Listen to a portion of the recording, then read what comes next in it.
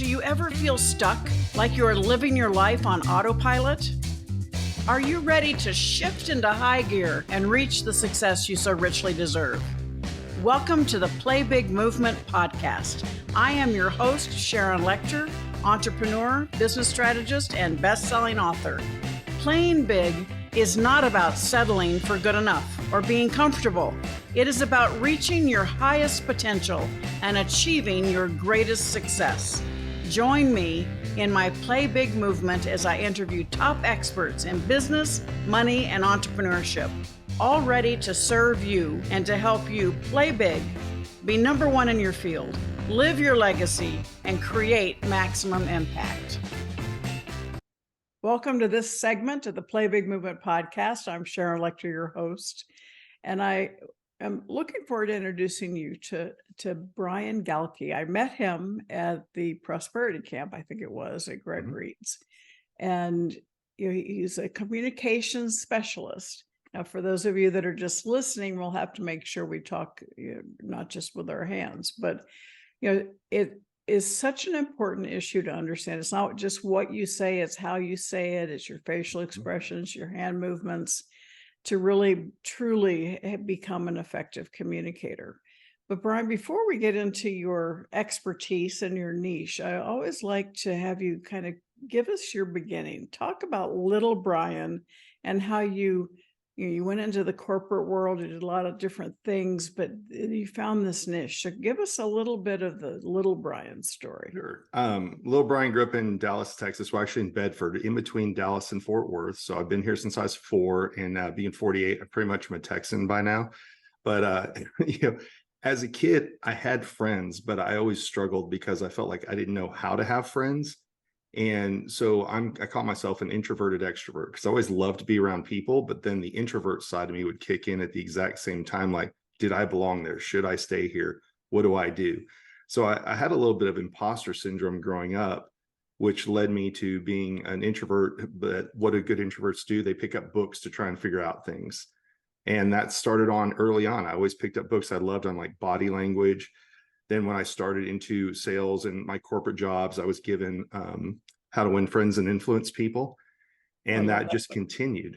So I have bookshelves upon bookshelves of trying to help understand other people and just figure things out because it just didn't come naturally for me.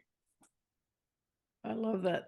And so when you got into the corporate world and you started realizing really how to tune your own communication skill, you saw an opportunity and a niche to be able to share that. So Yes. how did you get started from leaving corporate to creating something on your own? Sure. Fluke circumstances, which is sometimes the best things in life. In 2010, I had a friend who was coming to Dallas for a trade show, and she said, let's go to dinner. And I get to the restaurant and I'm waiting, and she calls, she said, I'm not going to make it. Oh, here we go. And she said, no, I'm not going to make it because you need to come over here and meet this guy. And I was being really stubborn. I said, no, I'm where we said we'd be. I've already ordered a drink. I'm staying here. She finally convinced me to go over to meet my mentor, Mac. And I said, why am I coming over there? And she goes, well, this guy reads faces. And I'm like, oh yeah, let me rush over there for that. Right. I had a chip on my shoulder, especially because this guy changed my dinner plans. And when I went over there, I sat down at dinner and I was just ready to blow holes in this guy. I thought he's going to use generic statements like, oh, you've had a hard time in life. You know, someone whose name starts with M, you name it. And instead, we all sat down at dinner and he dissected everybody at the table to a T, including me. And I didn't say a word. And it was all based on my facial features. And I was instantly hooked because I saw how this was the first proactive skill. Everything else I'd read, How to Win Friends and Influence People, all the body language books, they're reactive skills. Well, I take that back. There is one book I'm going to show real fast. Janine Driver's book, You Say More Than You Think, is about what does my body language say to other people. So that's a proactive book. But everything else was a reactive skill. And all of a sudden I'm like, wait a minute, I can look people up on LinkedIn, social media, decode their facial features and understand them a little bit. And he's like, yeah. And it changed my life. It's what took me from being on the help desk to a regional vice president of sales. And the best part is it's a business skill that's a real life skill, meaning that it's not just used for corporate work. Yes, it helped me climb the corporate ladder. It helped when I was on doing presentations, when I was in sales. But then when I went out in public, I could use it at networking events. When I was around my friends, I was no longer thinking about me and stuck in the prison of my own mind in the present moment. And even, yes, romantically, it works as well. So it was the very first thing that put me at ease. If you've ever read Man's Search for Meaning by Viktor Frankl, what he talks about in the second half of the book is how the people that survived were the ones who said, I want to see my mom again. I want to see my kids again. When we focus on other people, we can accomplish greater things. And that's really what this is we all have a message. We all have things that we want to say, but we're too busy trying to push the way we want to say it and the way we see it. And so very much like the 5 love languages, people's faces tell us how to talk to them. And it's just been a complete and total game changer. I'm a huge Batman fan. So I say it's the best tool in my utility belt. I love that. I love that. Well, I love that you talk about being an introverted extrovert. I tell people I'm an extroverted introvert. So I wonder how those compare. It's really interesting. I think it means we can go back and forth between the two when we need to, right? Well, because of what I do, it's important for me to be extroverted, but I think my natural state of things is to be, more introverted and do my own thing. So it's an interesting dichotomy to figure out. It is. When people see you on stage, they assume you have to be an extrovert to the nth degree 100% of the time. And they don't realize that when most of us get off stage, then we've got to go and recoup before we go back to the group, right? Yeah. And a lot of people, like I just spoke in Nashville and I had my headphones in before I went on stage because, you just kind of got to clear your mind out and whatever works for you. But it's interesting because people just assume that. Yeah, it is interesting because you do, for me, if I'm speaking, you use a lot of energy because you want to fill the room with your heart. Yes. And when you get done, it's like, okay, now you just got to retool, regroup. So talk a little bit about when you're now a keynote speaker as well as advising people and teaching them and training them. So give us a synopsis of what you think the people that are watching and listening could benefit from the quickest at this point. Sure. What I love teaching is eyebrows. And the reason why is because eyebrows lead to eye contact. So when we're teaching this skill, it has 2 purposes. And so there's several things we can learn about the eyebrows, but to keep it very, very simple, we talk about faces all the time. We just don't think about it. And that's because authors and artists used to take courses in physiognomy, which was how to understand people based on their facial features. So every book we had to read as a kid, the only way to describe the characters were through their actions and through their facial features. Then every Disney movie, every comic book, every storybook you've ever read, we can immediately open up. We know who's the hero and who's the villain based on their faces. So we talk about them all the time. And a great example of this is comedy. So if you like comedies, they talk about highbrow humor and lowbrow humor. So highbrow humor is if more than a finger above the eye is their eyebrow. Those are people who, when you tell a joke, it takes a minute before you get the joke and then you laugh. And so people who have higher eyebrows need more time to process information. And then we have lowbrow humor, which is more like Three Stooges, which is when you see it, or Charlie Chaplin, you instantly laugh because it's physical humor. Well, it's called lowbrow humor because it's low and close to the eye. So people with eyebrows that are close to their eye make decisions very fast. So when you start going into a room, a networking session, for example, let's say there's 3 people in there. I'm going to look at them and say, who has the highest eyebrow? That's the person I'm going to talk to first because they're going to need more time to make a decision. Or there's a lot of people who are in sales and a lot of people love to push for the one call close. If you do that to somebody who has high eyebrows, they're going to have buyer's remorse and they're either going to back out, or even if they stick with you, they will never refer you to anybody else. So you can learn the higher the eyebrow. If you imagine data racing down your forehead to get into your eye, if the eyebrow's higher, you can only go so fast, go over the speed bump, and then try and speed up again. But if their eyebrow's low, then you can just get straight to the point very fast. So we all know Greg, but there's several people that if you don't get to the point fast, you're going to lose them. So if we have 15 minutes with Greg, you better get to the point in 5 minutes, right? So the lower the eyebrow is, and if it's straight, then those are people that like to get straight to the point. So there's 3 basic shapes: There's straight eyebrows. Straight is get straight to the point. If it's angled, it's what's my angle? Help me understand it or help them understand it. Then you can talk about other people. And then the third eyebrow is rounded eyebrow. And if you see somebody with rounded eyebrows, they tend to think about the people around them first and themselves second. So using those three different examples, let's say, since we talked earlier about real estate, let's say I'm selling a house. If somebody has straight eyebrows and they're low, then I know get straight to the point fast. So I'm going to ask questions that are facts, figures, and data.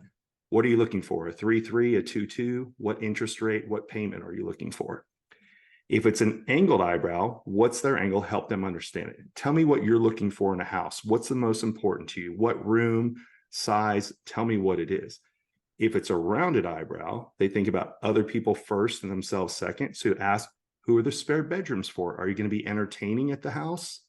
So you're still selling a house, but their eyebrows will tell you how to talk to them.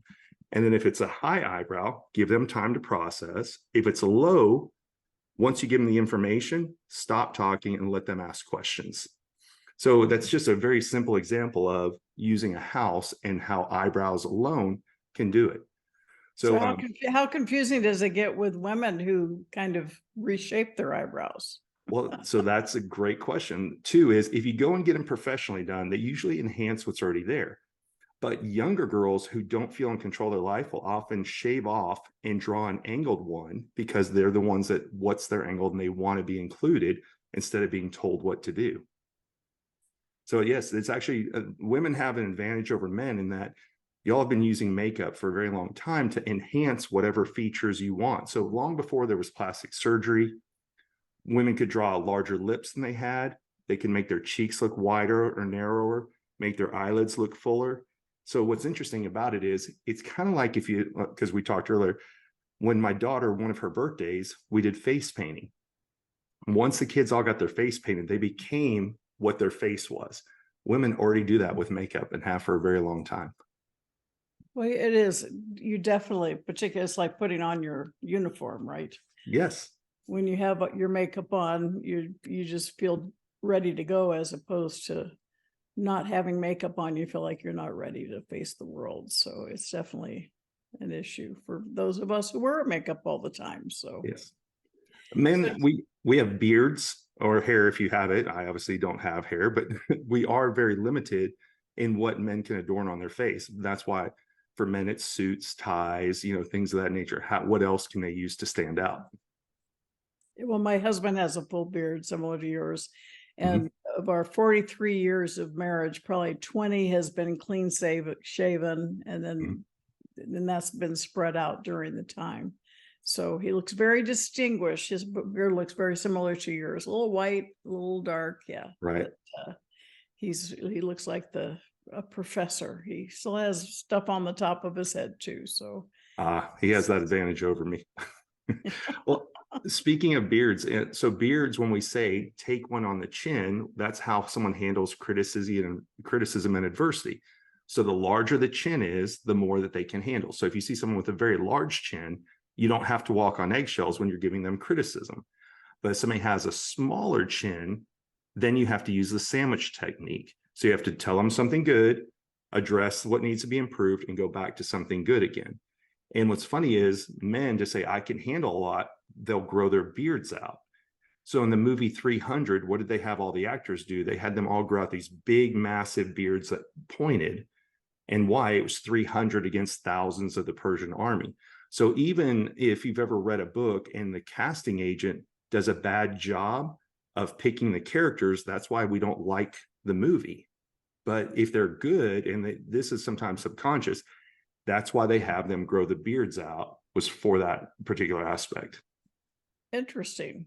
Probably true in the Viking movies too, I would think. Yeah. Exactly. Amazing. Yes. I like that. So what's to come for Brian? What are you working on? What are what's your next goal for yourself? Sure. Just teach this to more people. I have a daughter, and what really worries me is how younger kids have lost the ability to have these face-to-face conversations. And it's a side effect of modern technology, right? It connects us to the world, but disconnects us from each other. So many of the people I see, they'll take their kids out to public and they just slap a tablet in front of them and put headphones on them. We're not above that. It's just our rule is you have to go to dinner with us first. You have to converse with the adults. Then if your food, because I always bring the kids' food out first, if you're done with your food, then you can have a tablet time or something of that nature. But with kids who've grown up with this device, they're into perfection. They can retake their photo numerous times. They can type the perfect email. They can type the perfect text message.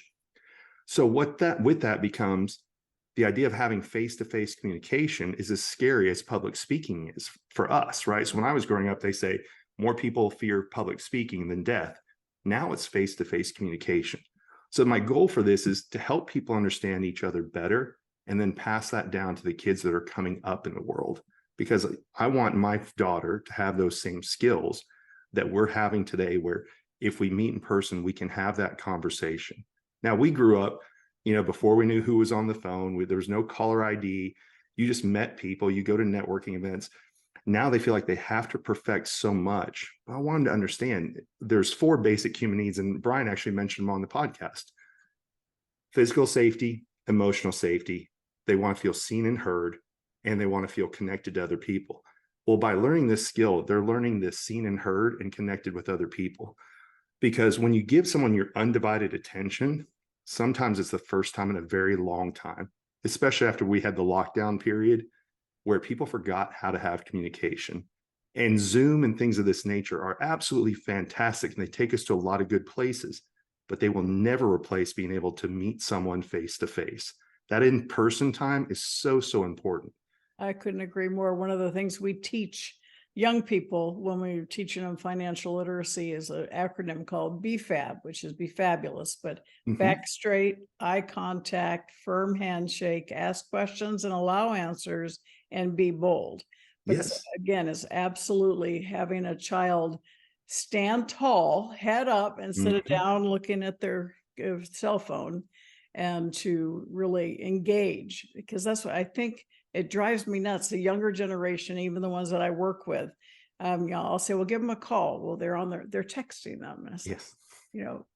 Voice to ear, ear to voice is better than text to text, right? So, Agreed. but it just dates me, I guess. It's just my generation. But I think Well, it's really this face-to-face communication is definitely getting lost, and we need to re-energize it, because I know even for me, once we were able to start traveling again for speaking, it was like, oh wow, I've missed this heart, because it's hard yes. to have a heart-to-heart connection if you're not with someone. So Agreed. This country was built face to face, toe to toe with people.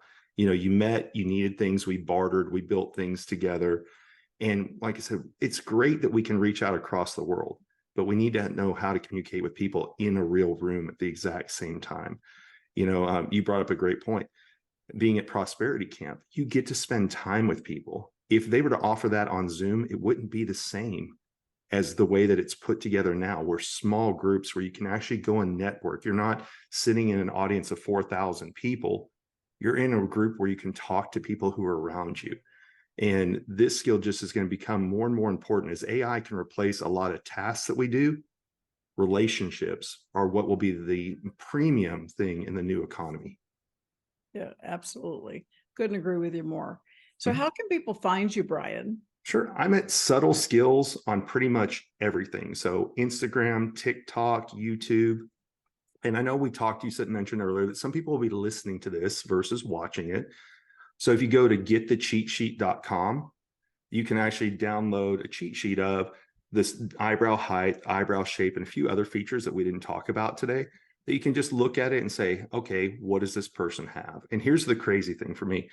When I used to go meet with people, because the introvert side would kick in, if I went and analyzed their face ahead of time on LinkedIn or social media, when I met with them, I felt like I was meeting an old friend versus walking in cold. So it's something you can use ahead of time. And the reason the company's called Subtle Skills, you never have to tell anybody what you're doing. Yeah, I love that. I love that. Okay, so analyze my eyebrows. Sure. So what we can do is we can see. So we're going to make you do some fun faces. So raise your eyebrows up and then squint down Okay, so what we can see across here is what's called Einstein lines, which is deep, intense study. So we know that not to give you just bullet points, we better give you the user manual as well, right? Because you like to dive into things. Then you have this area between your eyebrows, which is called the self-will pad. And what that is, it means you could have a micromanaging boss and it wouldn't matter because you're always thinking, what else should I be doing? What else should I be doing? Eyebrows, now you have two different ones. On what's known as your personal side, which is over here where a wedding ring would be, is it's more rounded. So you think about other people first and then yourself second, like we talked about earlier. And then on your professional side, on the opposite, it's a little bit angled. So what's your angle? Help you understand it first, then you can help other people after that. And then it can just keep going. So we can talk about like eyelids, even nose and nostril size matters, upper lip, lower lip. Every single feature just tells us a little bit about how do I speak your language. I love that. That's very interesting. Thank you for that. Yes. You're going to hang out with me because we're going to do another shorter interview for the private Facebook group, Play Big Movement. And these are people who've come together and basically said, well, I want to be number one in my field, live my legacy, and create maximum impact.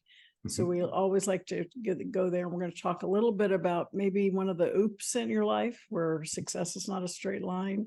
And then also what your daily habits are. So for those of you watching and listening, if you have not joined the Facebook group, please do, because you'll want to hear the rest of the story with Brian. And thank you so much for being with me, Brian. Thank you for having me. I'm really excited. All right. Hold on. Until next time, thank you guys for watching or listening to this episode of the Play Big Movement. This is Sharon Lecter, your host, and go out and have a fabulous day. Thank you for listening to this segment of the Play Big Movement podcast. Please subscribe to iTunes and leave us a review, as well as join us in other areas of social media, Twitter, Instagram, and LinkedIn at Sharon Lecter, and for Facebook, author Sharon Lecter. Thank you so much and have a fabulous day.